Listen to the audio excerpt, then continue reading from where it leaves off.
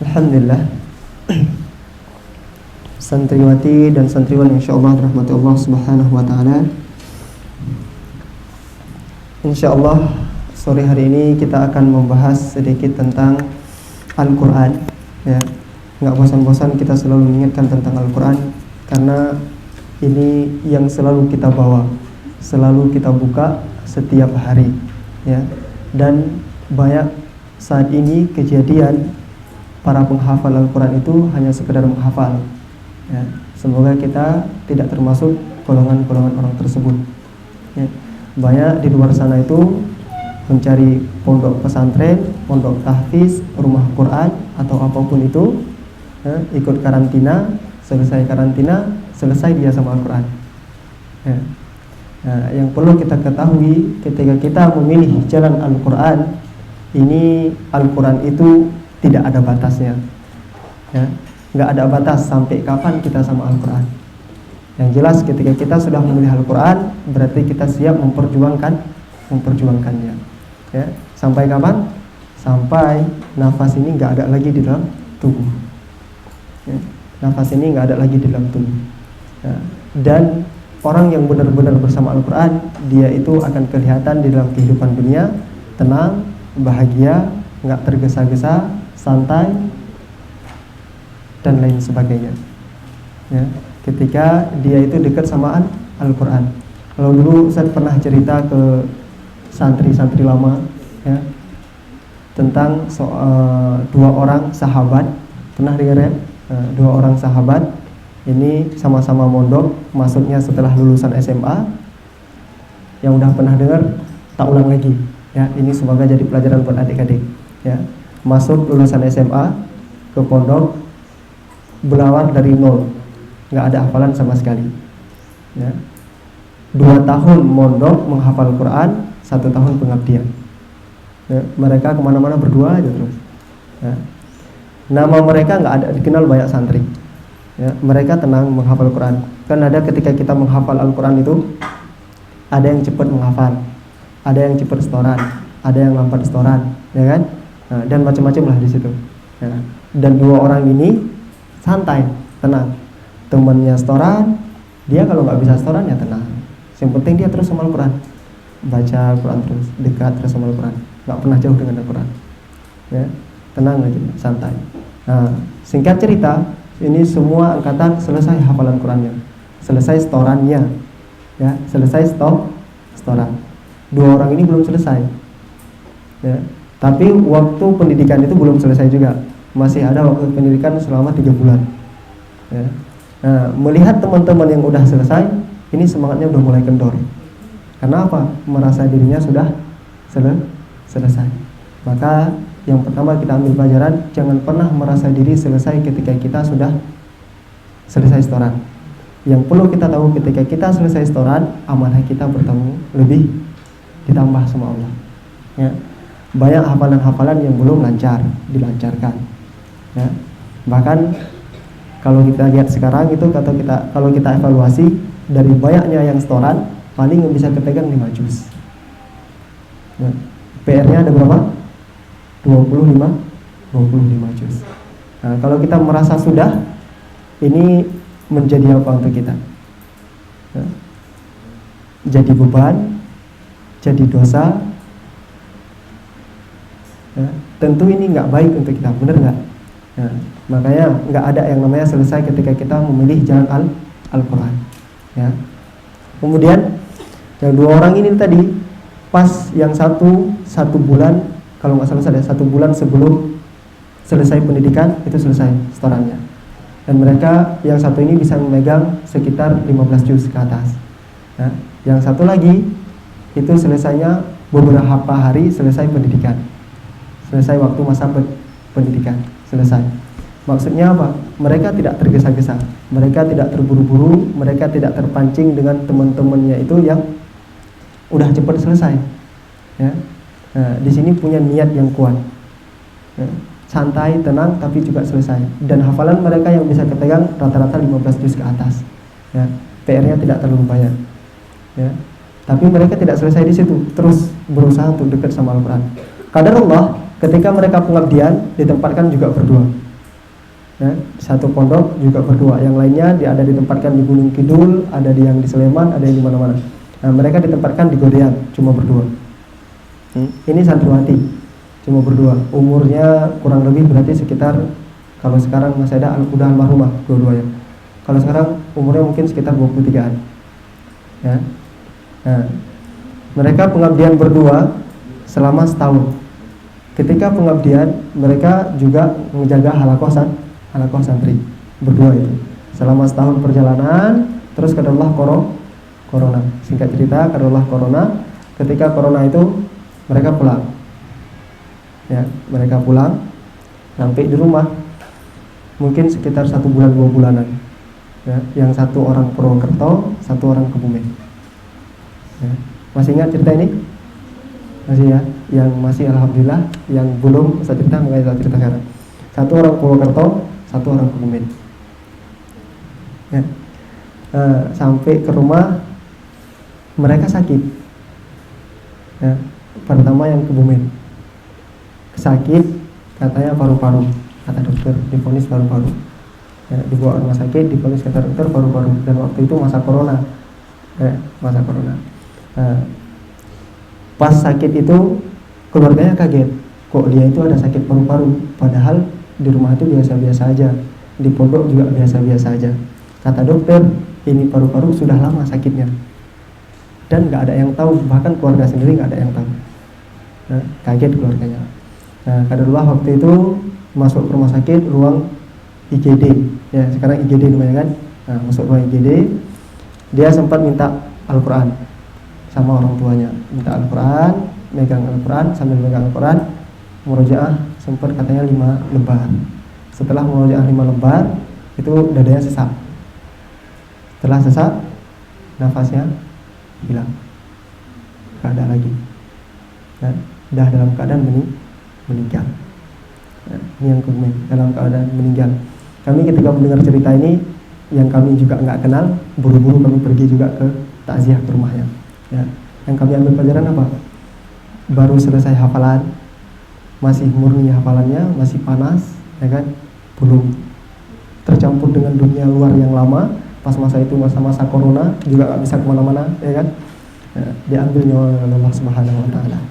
Ya, masih muda, ya, masih muda.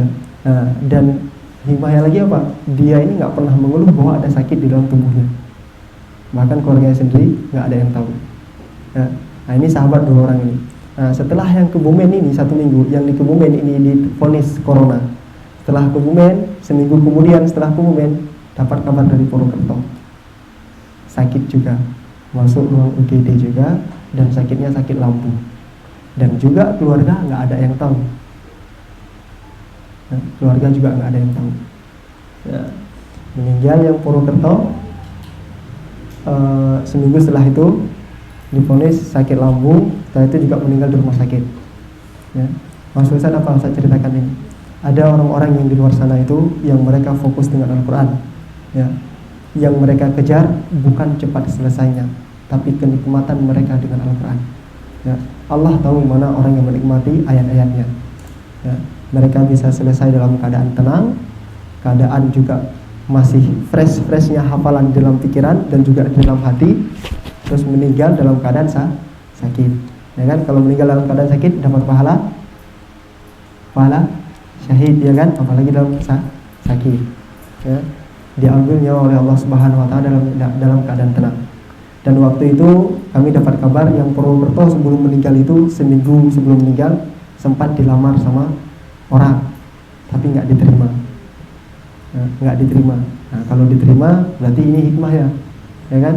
Seminggu setelah itu jadi duda. Ya, nah, ini ada hikmah semuanya. Ya. Maksud Ustaz pengen hari ini kita semua santriwan dan santriwati kembali untuk bermuhasabah diri kita, ya, kembali memperbaiki diri kita, memperbaiki niat kita. Awal tujuan kita masuk kemari itu untuk apa? Ya, untuk apa? Ketika kita mengatakan saya pengen menghafal Al-Quran, berarti kita sudah menumbuhkan cinta kepada Al-Quran. Ya. Nah, sekarang pertanyaannya, kira-kira cinta itu udah tumbuh belum? Coba tanya kepada diri sendiri masing-masing. Jangan lihat orang, ya, lihat dari sendiri. Nggak bisa lihat pakai cermin nanti di kamar. Kalau nggak bisa lihat pakai cermin, lihat pakai mata teman. Nah, kalau mata temannya serem, nah, berarti itu diri kita, ya, itu diri kita sendiri. Nah, tumbuh kan cinta, ya. Ada yang tahu makna cinta itu apa? Ustaz yakin kalau ditanya cinta tentang ikhwan dan akhwat itu pintar banget jawabnya. Ya, silakan realisasikan cinta yang maksud kalian itu apa kira-kira. Sobat, ada yang berani jawab? Cinta.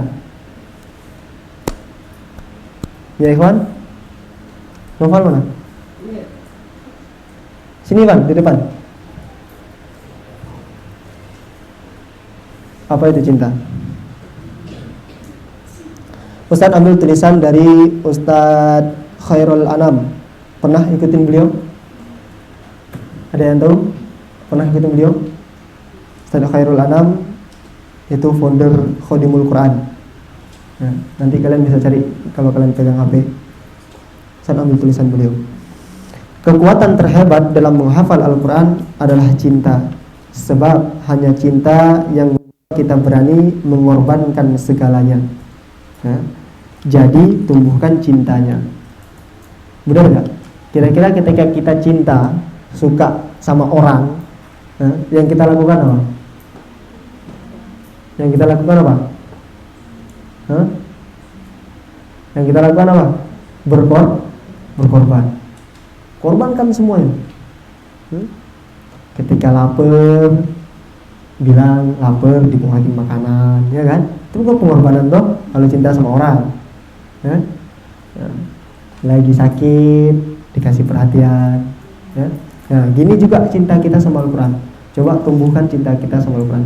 Kira-kira pengorbanan apa yang harus kita kasih untuk Al-Quran? Kalau ketawa, kira-kira pengorbanan apa yang harus kita kasih untuk Al-Quran? Ya. Untuk menumbuhkan cinta itu, sebelum kita ke sana kita tanya dulu, kenapa kita harus mencintai Al-Quran? Kenapa kita harus mencintai Al-Quran? Kenapa? Karena itu perkataan Allah. Ya, terus bisa masuk. Gak ada yang salah, silahkan jawab. Siapa? Kenapa kita harus mencintai Al-Quran? Kalau ditanya kenapa kita harus mencintai si dia, enak banget jawabnya, ya kan? Si dia bla bla bla bla bla. Nah, sekarang saya tanya, kenapa kita harus mencintai Al-Quran? Kenapa nggak ada yang jawab? Karena jadi penyelamat di akhirat, alhamdulillah. Terus apa lagi? Untuk mendapat ridho Allah, masya Allah. Terus nanti saya tinggal nambahin. Apalagi tadi kata yang karena itu adalah kalam Allah. Yang kedua untuk menyelamatkan diri di akhirat. Kemudian mendapatkan ridho Allah Subhanahu Wa Taala. Ya. Dan konteks yang paling umum kenapa itu kita harus mencintai Al-Quran adalah karena kita ini adalah seorang muslim dan muslimah. Ya. Al-Quran ini pedoman hidup kita. Jadi tentunya kita harus mencintai pedoman hidup kita. Ya. Bukan hanya sekedar kita cukup menghafal. Enggak hanya sekedar kita cukup membaca, ya. Cintai seutuhnya, berikan cinta yang sebenar-benarnya. Jangan setengah-setengah ketika kita mencintai Al-Quran. Ya. Al-Quran ini yang menuntun kehidupan kita. Ya. Al-Quran yang menuntun kehidupan kita. Ya. Bukan kita yang membawakan Al-Quran, tapi ketika kita dekat sama Al-Quran, ketika kita cinta sama Al-Quran, dia itu yang akan menuntun kehidupan kita. Kemana ia akan bawa kita. Dan seperti bilang tadi, ketika orang yang bersama dengan Al-Quran, dia pasti akan merasakan ketenangan dan kebahagiaan. Dan itu paling penting dalam kehidupan, tenang. Ya. Yang penting adalah ketenangan. Kalau kita nggak tenang, udah rusak itu kehidupan kita. Ya. Nah, jadi intinya adalah karena kita seorang muslim dan muslimah, dan ini adalah pedoman hidup kita yang menuntun kehidupan kita, yang menyelamatkan kita di akhirat. Yang mendapat keridhaan Allah ketika kita mengamalkan dalam kehidupan, maka cintailah Al-Quran. Pertama yang harus kita lakukan ketika kita mencintai Al-Quran adalah ada keinginan yang kuat dan niat yang benar.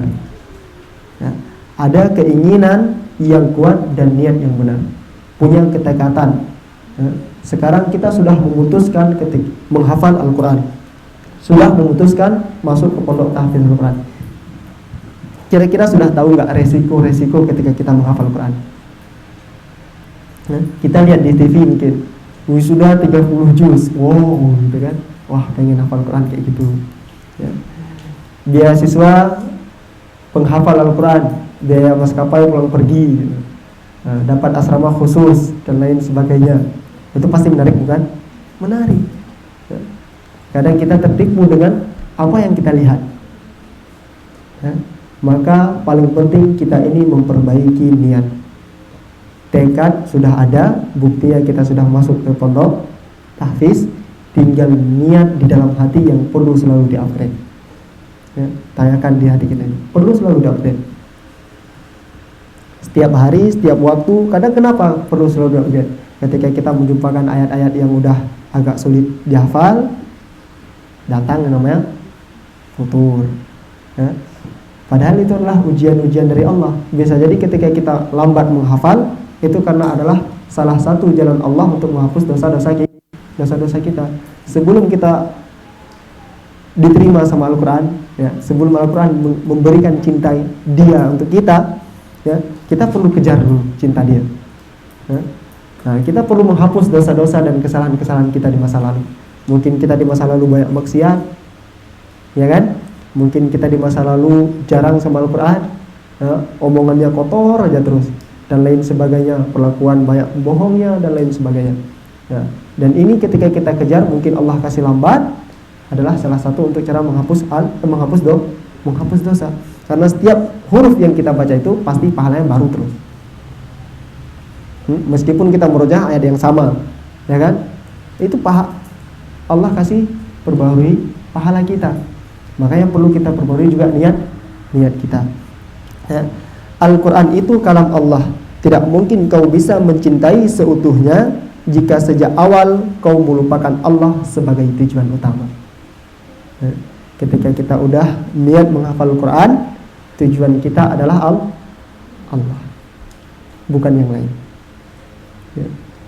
Tujuan kita adalah Allah. Jadi lihat ketika kita lelah, ketika kita futur, datangnya futur, itu ingat lagi sama tujuan. Ya. Ingat lagi sama tujuan, ingat sama keutamaan Al-Quran. Ya. Ada banyak orang ketika menikmati Al-Quran, ketika Al-Quran itu udah nikmat banget sama dia, ya, bahkan ketika tidur ngigo pun dia murojaah. Bahkan ngigo pun dia murojaah. Nah, itu kira-kira udah kita alami belum? Udah pernah ada yang alami seperti itu? Udah ada? Udah. Alhamdulillah yang sudah ada. Ya. Kalau mau alami yang seperti itu, maka perbanyak ini lisan setiap hari dengan Al-Quran. Ya. Dia akan membawa ke dalam mimpi. Bayangkan tidur aja baca Al-Quran, ya, pahala lagi. Mau nggak kayak gitu? Ya. Makanya perbanyak hari-hari kita dengan Al-Quran. Ya. Makanya kami berharap itu ketika nunggu waktu sholat, ya, itu baca Al-Quran. Kalian di sini mengatakan kami ingin menghafal Quran, tapi nunggu waktu sholat malah banyak ngobrol, ketawa sampai kedengaran ke depan, hahi hahehe, gitu kan? Sudut sana ketawa, sudut sana sorak. Yang paling diam 1, 2, 3, 4 orang di depan, mungkin, ya, meskipun saya nggak lihat, ya, tapi dengar, ya, nggak lihat yang baca Al-Quran, tapi dengar suara kalian yang ribut. Lebih banyak ribut sama yang baca Al-Quran. Maka ketika ini nunggu waktu sholat, itu paling bagus waktu kita sama Al-Quran. Ya. Kalau kalian udah nggak mau baca Al-Quran ketika waktu itu, ya ambil waktu itu untuk berdoa. Jangan diajak bicara. Jaga lisan masing-masing.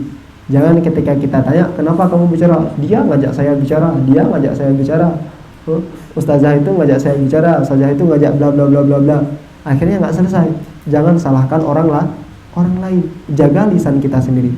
Kalau kita saling menjaga diri kita sendiri di waktu-waktu yang udah kita tentukan itu, insya Allah nggak ada yang bicara itu. Bisa dipahami ya? Nah, nanti kalau bisa nunggu waktu sholat itu, ambil Al-Qurannya, pegang itu Al-Quran, dibacakan Al-Qurannya. Pas mau qomat, lihat detik itu pas mau qomat, baru disimpan. Ya. Nah, nunggu waktu sholat, pas mau sholat juga, lisannya dikunci. Ini udah takbir juga masih sorak, masih ngobrol sana lagi. Nah, ini soft saya baru simpan Quran di belakang juga. Ada mungkin sebagian seperti itu. Ya, paham ya? Nah, ini ingat, tujuan kita hanyalah mengharap wajahnya Allah. Allah tujuan kita. Jangan sampai kita lelah karena manusia. Ya, jangan sampai kita lelah karena manusia. Jangan menghafal untuk pujian, jangan menghafal untuk wisuda atau kebanggaan, popularitas, beasiswa, jodoh atau apapun tentang dunia, tapi menghafallah semata-mata meraih cintanya. Sungguh hanya dengan itu Allah akan tumbuhkan dalam hatimu kecintaan besar terhadap Al-Quran. Ya, gak usah cari saya besok mau wisuda tahfiz 30 juz, ya, udah naik panggung, plak foto, terus masukkan sosmed, udah dikenal kita hafiz Quran. Begitu dites, gak ada sama sekali hafalannya. Begitu minta di rumah, ajarin adik-adik menghafal Quran ya, ada aja alasan sama orang tua. Jangankan kita pulang kayak gitu, pulang liburan aja, pegang HP terus. Bener gak? Bener kan? Kalau liburan itu HP 24 jam. Alasannya apa? Ustaz, kita udah 6 bulan gak pegang HP. Udah 6 bulan gak pegang HP. Jangan kan 6 bulan, Ustaz, udah sebulan saya gak pegang HP, 1 hari full sama HP. Bener gak? Maka yang perbaiki niat kita.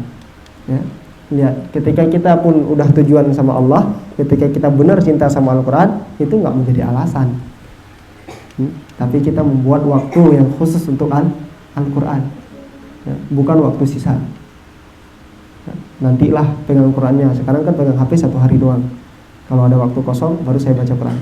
Jangan kasih Quran itu waktu kosong, tapi cari waktu kosong untuk Al-Quran. Ya, ikhwan paham? Ya, kalian udah nggak pegang HP dari pagi sampai dari maghrib sampai siang, dari maghrib sampai siang, ya manfaatkan waktunya sama Quran. Sambil kerja bakti ya bisa dengar Quran, sambil kerja bakti murojaah gitu kan, amma yatasaalun. Benar, itu membiasakan diri kita ketika beraktivitas sehari-hari, ketika di motor kalian berangkat sekolah, ya, ini udah sering kita ulang sama ya ikhwan. Ya, semoga ini bisa menjadi motivasi kita untuk selalu memperbaiki niat dan melihat pandangan kita adalah, tujuan kita adalah Allah Subhanahu wa taala. Kemudian yang kedua, terkait tadi juga ada dalam firman Allah itu di surat Hud ayat 14, ayat 15 sama 16. Jangan mengejar popularitas dunia, jangan mengejar wisuda.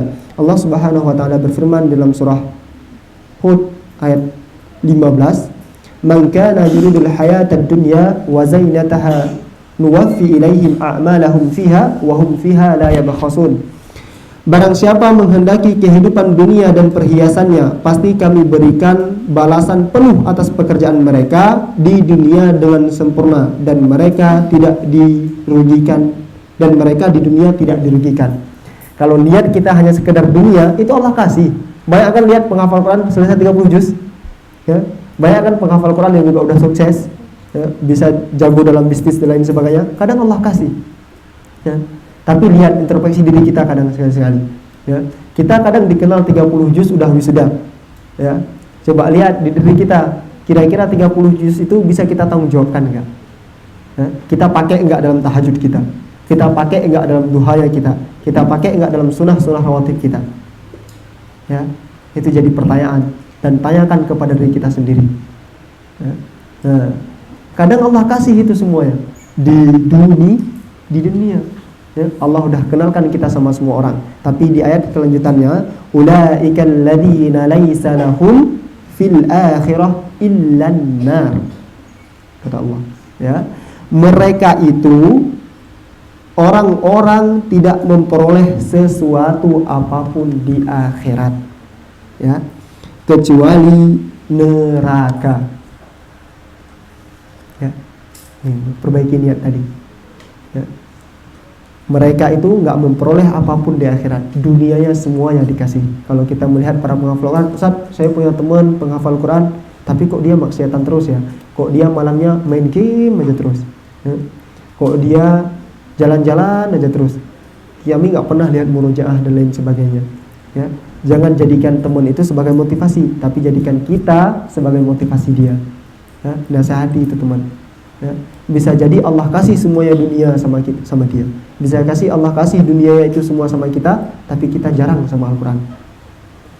Ya, dan ini menjadi bahaya karena yang kita dapatkan hanya sekedar dunia. Nggak ada amalan yang kita bawa ke akhirat. Ya, terus selama ini ngapain kita di pondok? Ya, ada yang 2 tahun, 6 tahun, 3 tahun terus sama Al-Quran. Begitu selesai di pondok hilang semuanya. Ya, dan ini banyak di luar sana. Dan ya, saya yakin kalian juga punya teman, ya kan? Kalian punya teman yang sudah mulai menghafal Quran mungkin lebih awal daripada kita. Ya, nah, rangkul mereka yang udah dekat sama Al-Quran, jadikan sahabat. Yang belum dekat, jadikan kita sebagai penasihat yang selalu menasihati mereka, mengajak mereka kembali ke jalan yang mereka pilih. Ya, karena kita cuma dapat dunia, akhiratnya nggak dapat. Akhiratnya cuma ditempatkan oleh Allah di dalam neraka. Dan sia-sialah di sana apa yang telah mereka usahakan di dunia, dan terhapuslah apa yang telah mereka kerjakan. Ya, sia-sia semuanya. Ya, kalau kita salah niat. Ya, makanya setiap hari, kalau bisa setiap waktu, setiap mau futur, setiap mau menghafal, itu perbaiki niat. Ya, ingat dulu sama Allah. Ya, jangan tergesa-gesa, nikmati itu Al-Quran. Cari tujuan pertama adalah mengharap ridha Allah dan rasakan kenikmatan Al-Quran di dalam diri kita dan juga dalam bacaan kita. Ya. Tanda kita ketika bisa menikmati bacaan Al-Quran, yang pertama tidak tergesa-gesa. Setiap ayat bisa kita nikmati. Kalau ayat itu sambil kita murojaah, kita bisa ingat ayatnya. Ya, kita bisa ingat ayatnya. Jalan ayat sama lisan sama pikiran itu seimbang. Ya, itu kita bisa menikmati ayat Al-Quran. Tapi kalau ayat Al-Quran nggak bisa kita nikmati, itu mulut sama pikiran lost. Kadang mulut lebih cepat sama pikiran. Ya, dan itu banyak terjadi biasanya di juz 30. Ya, itu banyak terjadi biasanya di juz 30. Kadang penghafal Quran itu jarang juga buka juz 30. Jarang buka juz 30. Nah, terus apalagi kalau jadi imam, itu pengalaman kami banyak nggak berani lagi bawa juz 30 karena jarang dimurojaahkan, jarang dilihat. Yang dibawa biasanya ada ayat panjang. Nah, makanya jangan seperti itu. Ya, rasakan kenikmatan ketika kita membaca Al-Quran. Setiap ayat yang kita ucap itu selaras dengan pikiran. Baik itu ketika murojaah maupun ketika membaca. Ingat ayat ini baik-baik dan tanamkan ayat ini di dalam hati kita. Surah Hud ayat ke-15 dan ke-16 ya. Kemudian yang kedua, untuk menumbuhkan cinta Al-Quran adalah memperbanyak interaksi sama Al-Quran. Ya. Sekarang kalau yang di akhwat mungkin sudah banyak Ustaz kita interaksinya sama Al-Quran, ya kan? Mulai jam-jam yang sudah ditentukan, tahajud, habis tahajud pada subuh, habis pada subuh nanti jam 8 halaqah Quran lagi, ya. Terus sore nanti halaqah Quran lagi. Nah, sekarang tanyakan, kira-kira waktu yang udah dikasih itu kita maksimalkan untuk Al-Quran apa tidak? Ya, coba tanya. Kalau memang kita, antum semuanya sudah merasa waktu itu banyak sama Al-Quran, coba tanya, waktu itu sudah maksimal nggak sama Al-Quran? Ya. Jangan-jangan pas tahajud masih banyak yang tidur. Ya nggak? Jangan-jangan pas tahajud masih banyak yang tidur. Jangan-jangan juga pas tahajud telat datang ke masjid, ya, berbanyak waktu di kamar. Akhirnya pas datang ke masjid mau baca Quran, mau azan. Ya. Jangan tunda-tunda waktu. Waktu itu tajam bagaikan pedang. Ya. Kalau enggak kita yang memotongnya, dia yang memotong kita. Kalau enggak kita yang memotong waktu, waktu itu yang memotong kita. Enggak ada kesempatan lagi ketika kita udah melewati waktu. Ya, bisa dipahami ya? Nah, perbanyak interaksi sama Al-Quran. Kalau memang waktu ini sudah kalian anggap banyak, maka maksimalkan di waktu ini. Usahakan di waktu-waktu ini jangan bicara, ya, karena waktu ini adalah waktu interaksi sama Al-Quran. Waktu khusus sama Al-Quran. Jangan perbanyak bicara. Di luar waktu ini silahkan nanti kita kalau memang butuh obrolan, kalau butuh yang obrolkan. Ya.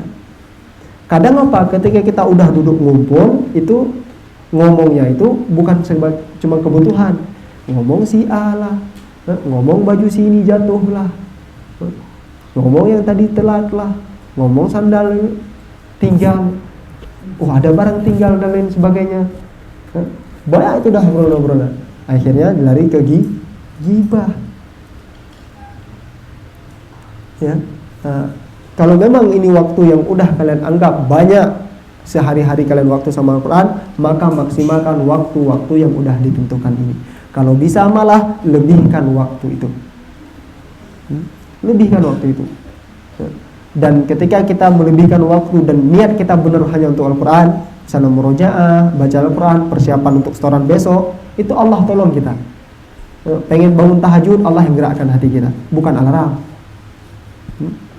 Kalaupun alasannya nanti Ustaz kita nggak ada alarm, nggak bisa bangun, bla bla bla bla bla, itu hanya niat kita saja yang belum kuat.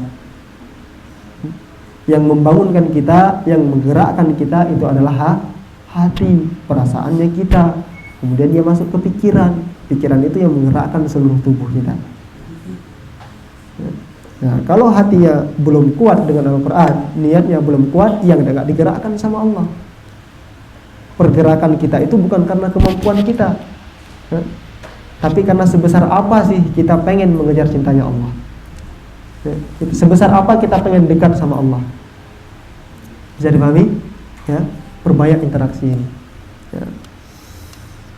Tak akan tumbuh cinta kecuali dengan banyaknya interaksi.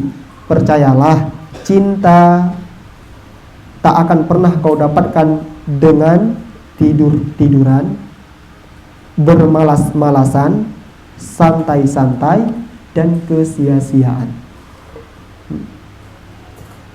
Sering yang terjadi di dalam kehidupan kita itu, pengen masuk kelas cepat waktu, atau sebelum tepatnya waktu kita pengen duduk 20 menit menghafal sendiri, ya, pengen lakukan itu, tapi pas mau lakukan kebanyakan alahnya, alah di sana kan kosong, nanti ada ikhwan, ya, akhirnya nggak jadi, ya.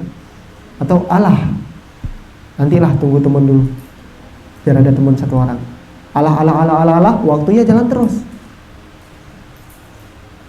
Ya, jadi jangan sampai nunggu kata alah ataupun nanti, buang itu kata nanti di dalam kehidupan kita. Pengen lakukan sekarang, ya, jangan tunda-tunda. Paham?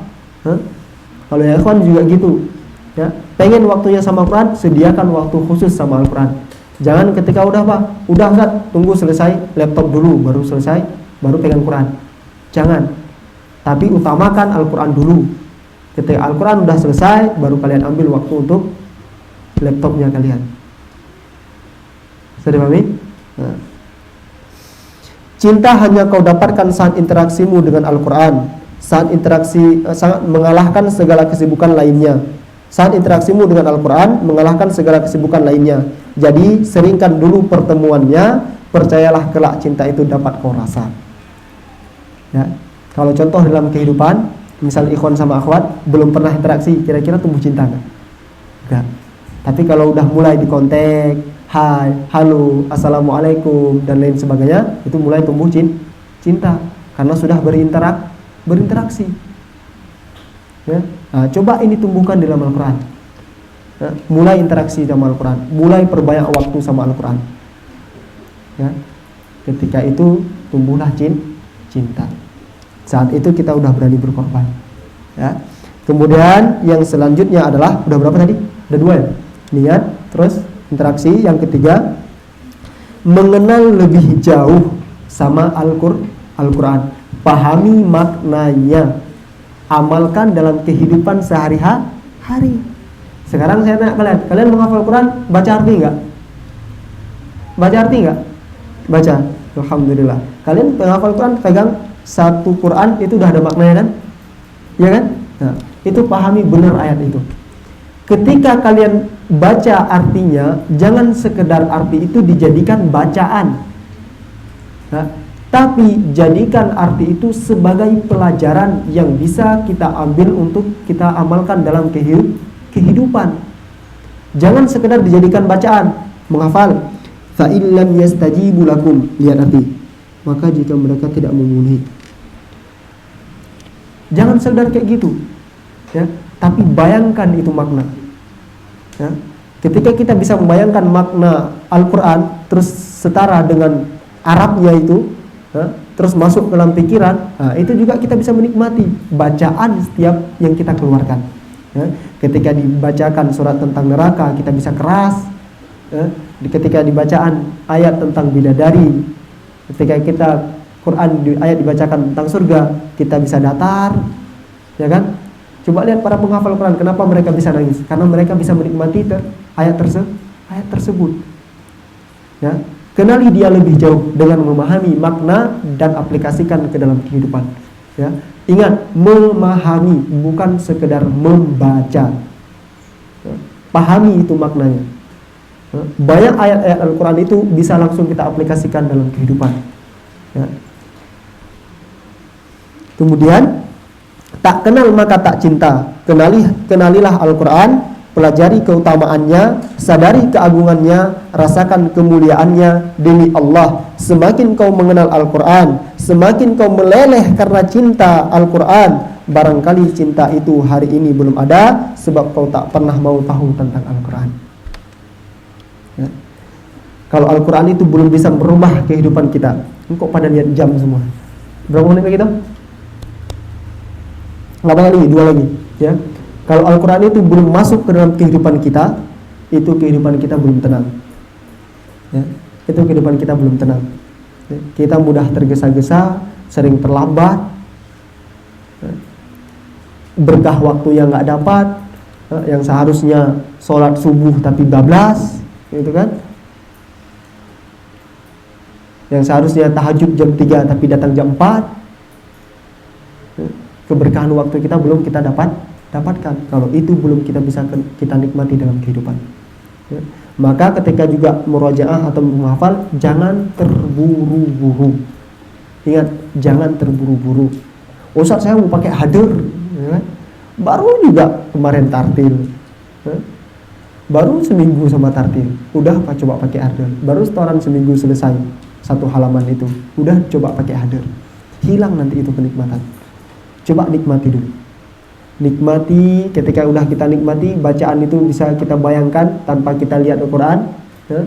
Udah banyak kita ulang ayat-ayat itu hadir bisa sendiri nanti, ya. Datang dengan sendirinya, ya. Allah yang bantu itu nanti. Paham ya? Jangan terburu-buru, nikmati itu ayat. Kenali Al-Quran lebih dalam. Kemudian, nah ini yang tadi. Yang keempat, sediakan waktu khusus. Sungguh dustalah kekasih yang mengaku cinta tapi tak pernah punya waktu khusus untuk bersama. Ya, kita nggak mau menyediakan waktu khusus untuk Al-Quran. Ya.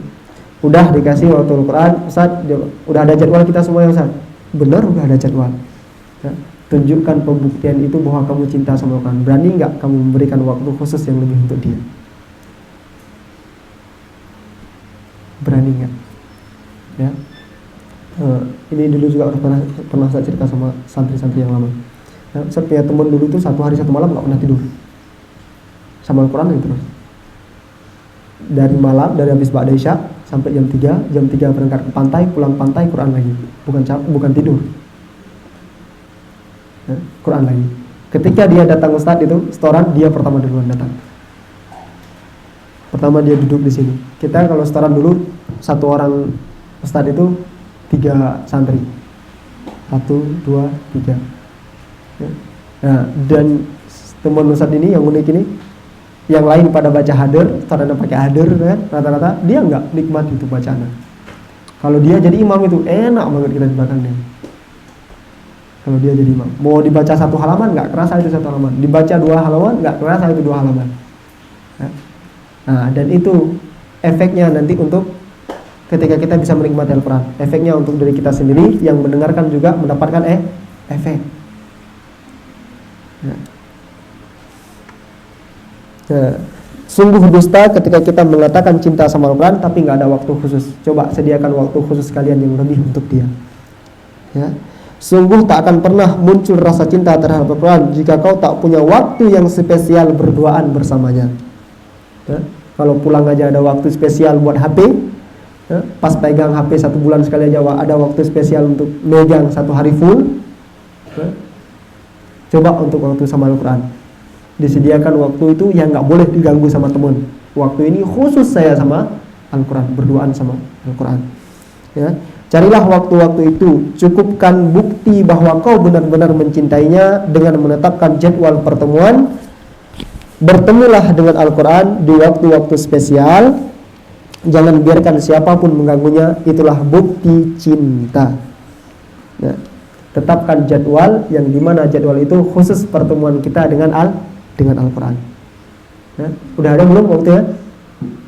Udah ada belum? Kalau di rumah waktunya, waktu khusus sama Al-Quran kapan? Habis maghrib. Ada lagi yang lain? Kalau nggak banyak jawab berarti banyak waktunya sama HP. Ya? Nah, itu waktu khusus sama Al-Quran. Kalau habis maghrib ya udah tinggalkan semua yang mengganggu kita, jauh sama Al-Quran itu tinggalkan. Ambil waktu khusus sama Al-Quran. Ya. Kalau yang kawan waktu khusus sama Al-Quran kapan? Subuh. Subuh itu waktu halakoh, bukan waktu khusus kalian. Bukan waktu khusus mandiri antum. Kalau Bagas kayak ini biasanya malam Bagas itu. Alhamdulillah. Kalau Bagas itu sering dia malam.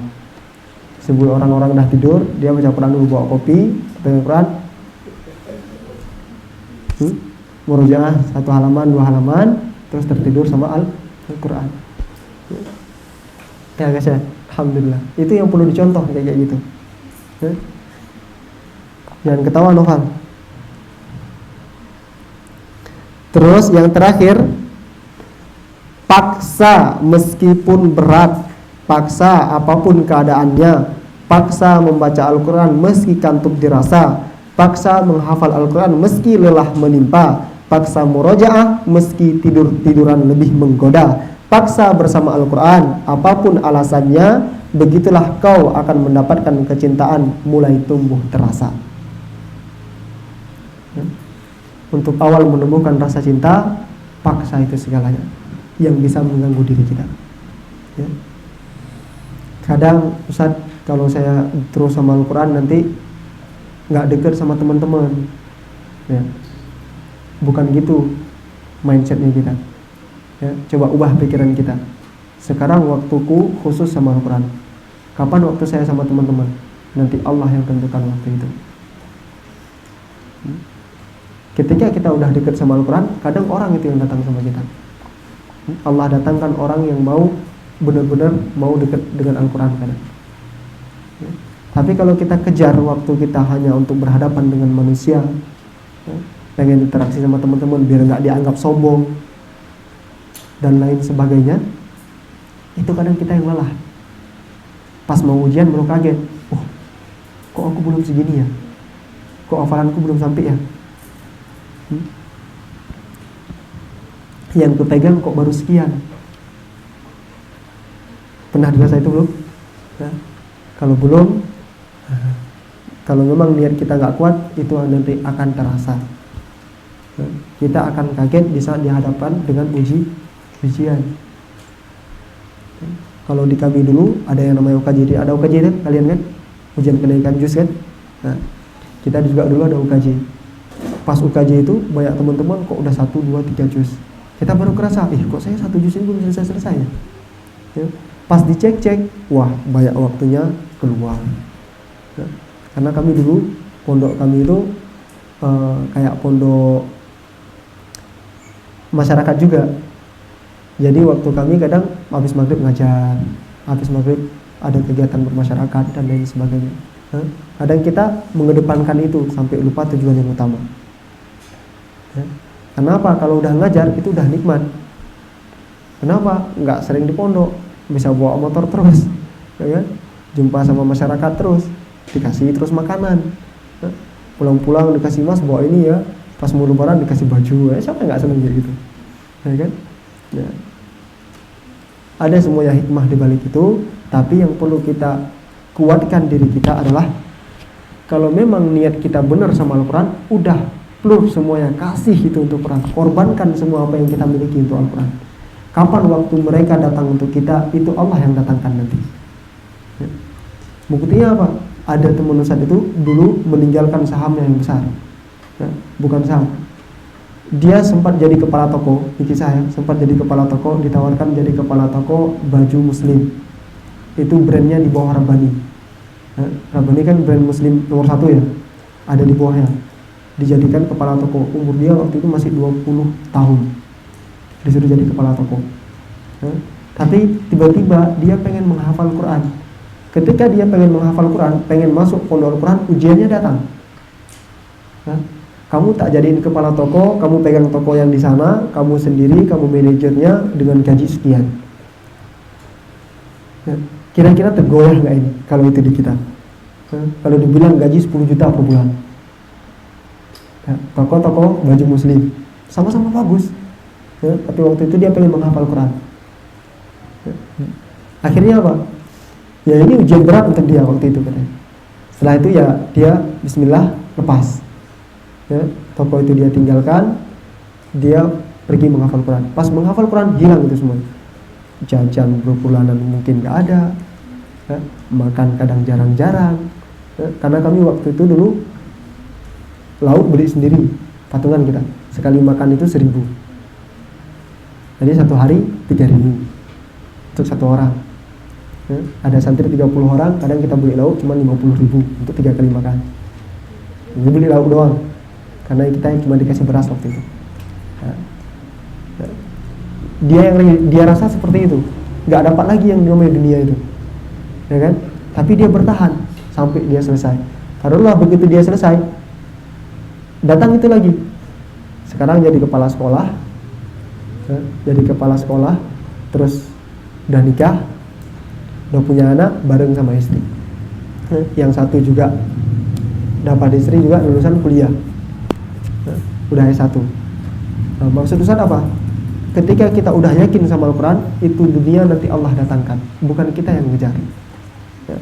Ada kisah satu lagi, umur 31 tahun baru memutuskan menghafal Al-Quran. 31 tahun. Ya. Pekerjaannya udah macam-macam. Ya. Pekerjaannya udah macam-macam. Kejadiannya hampir sama.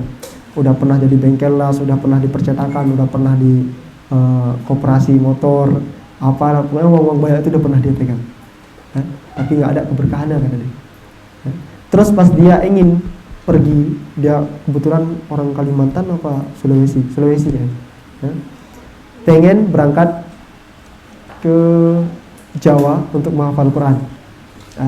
Umur 31 tahun. Dan 31 tahun itu kalau cari pondok terima, dikit yang ada terima. Nggak ada pondok yang mau terima umur udah 31 tahun. Dikira udah tua. Tapi dia berusaha aja terus sampai dia ada pondok yang terima cuma beberapa bulan. Setelah itu dia kebingungan. Sampai sana apa? Ketika pengen menghafal, bukan malah disuruh hafalan, tapi malah suruh jadi pengurus. Ya. Karena sebelumnya itu pas mau berangkat ke Jawa, itu dapat tawaran disuruh masuk ke apa namanya itu? Kalau di Sulawesi apa? Bukan istiba, bukan sekolah, pekerjaan. Kontrak Allah, apa namanya itu? Tambang. Suruh masuk di tambang. Gaji orang tambang itu kan banyak. Per bulan itu kadang sampai 20 sampai 40 juta. Bahkan kadang lebih. tergantung juga jabatannya. Ya. Nah, dia dimasukin sama orang dalam, mau nggak? Ujiannya berat ini. Lah, kalau kita megang per bulan 20 sampai 40, kira-kira pas menghafal Quran dapat segitu enggak? Enggak. Nah, tapi juga dia memutuskan pergi ke Jawa, sampai Jawa 6 bulan di pondok itu, tapi malah bukan menghafal, ya, jadi pengurus. Nah, cuma ada hikmahnya juga, ketika dia jadi pengurus, dia jadi paham sebuah kepengurusan manajemen dalam Al-Quran. Terus dia bisa jumpa dengan orang-orang menghafal Al-Quran, sehingga semangatnya itu, baranya itu ditumbuhkan dulu sama Allah, ya, semangatnya itu ditumbuhkan dulu sama Allah, ya, nggak langsung menghafal, ditumbuhkan baranya dulu, diperbanyak interaksinya sama Al-Quran. Waktu itu kerjaannya cuma baca toh, selesaikan bacaan, ya, 6 bulan itu selesaikan bacaan aja doang, dia belum setoran, selesaikan bacaan. Nah, ini bentuk daripada penghapusan dosa. Setelah 6 bulan itu dia bingung mau kemana, karena di situ juga bukan jadi penghafal Quran, bukan, nggak bisa megang Quran setoran kayak santri-santri yang lain, ya. Bingung dia mau kemana. Terus ada demo itu di Jakarta, nggak tahu di Pasar Senen itu demo apa dulu.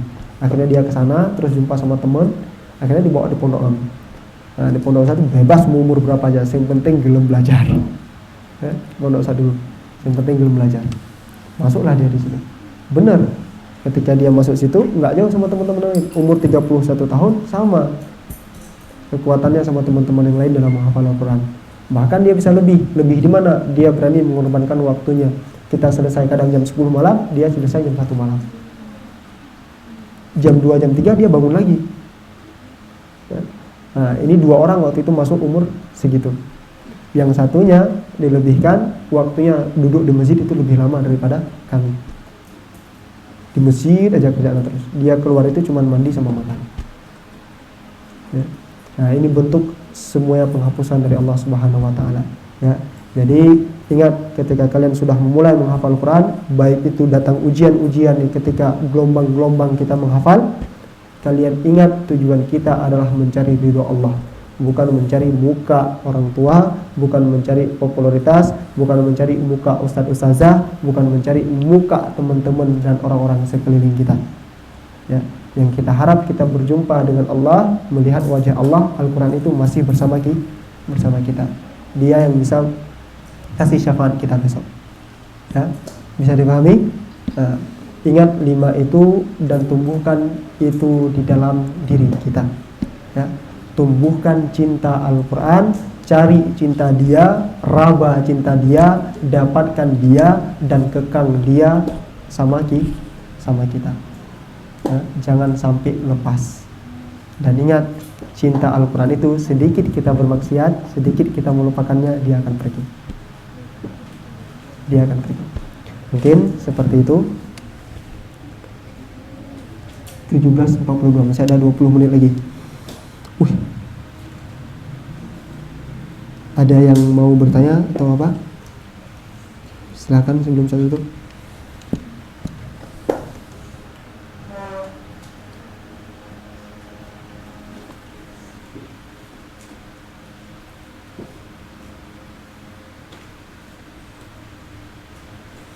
Nah, kalau nggak ada, satu lagi setelah 5 tadi, perbanyak doa, minta pertolongan Allah.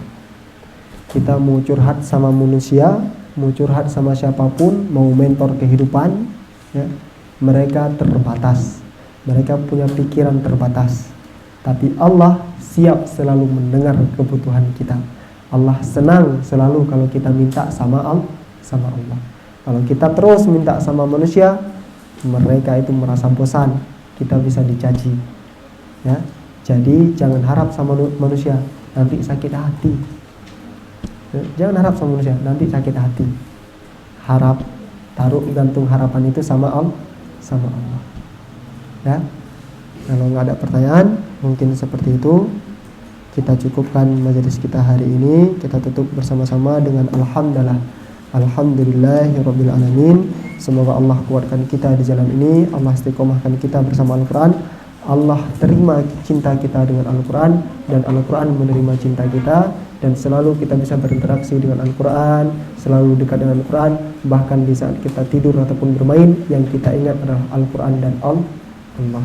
Amin, amin ya rabbal alamin. Mohon maaf atau kalau ada salah kata-kata dari kami, kesalahan itu datang dari kami pribadi karena kami juga fakir dalam ilmu, dan kelebihan itu datang dari Allah Subhanahu wa taala. Kita tutup majelis kita dengan subhanakallahumma wa bihamdika asyhadu an la ilaha illa anta astaghfiruka wa atubu ilaik. Assalamualaikum warahmatullahi wabarakatuh.